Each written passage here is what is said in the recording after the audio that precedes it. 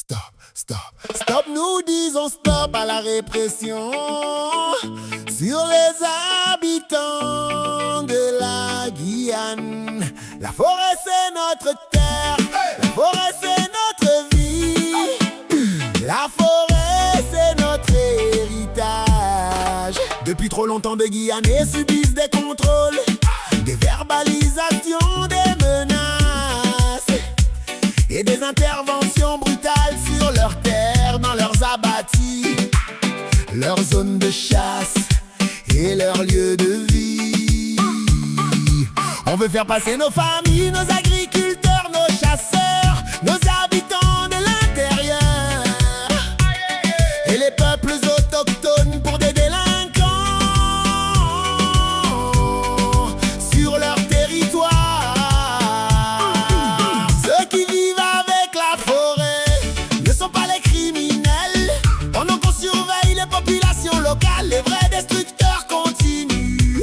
Orpaillage illégal, empoisonnement des fleuves, pillage des ressources, destruction de notre pays. Ce ne sont pas nos abattis qui empoisonnent les fleuves, ce ne sont pas nos chasseurs traditionnels qui détruisent la Guyane, ce ne sont pas nos habitants de l'intérieur qui pillent notre forêt. Alors pourquoi tant de répression sur nous?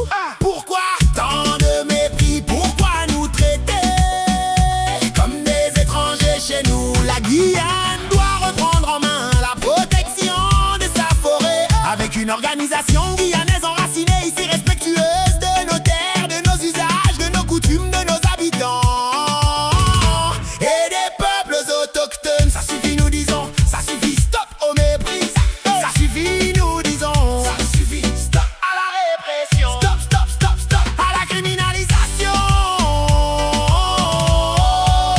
des Guyanais. Tous pour une forêt protégée par la Guyane, pour la Guyane avec les Guyanais. Nous disons stop à la répression sur les habitants de la Guyane.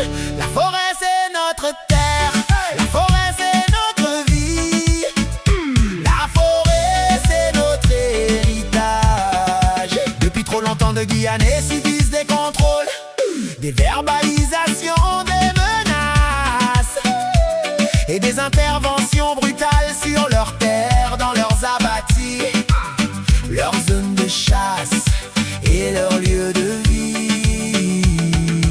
On veut faire passer nos familles, nos agriculteurs, nos chasseurs, nos habitants de l'intérieur et les peuples autochtones pour des délinquants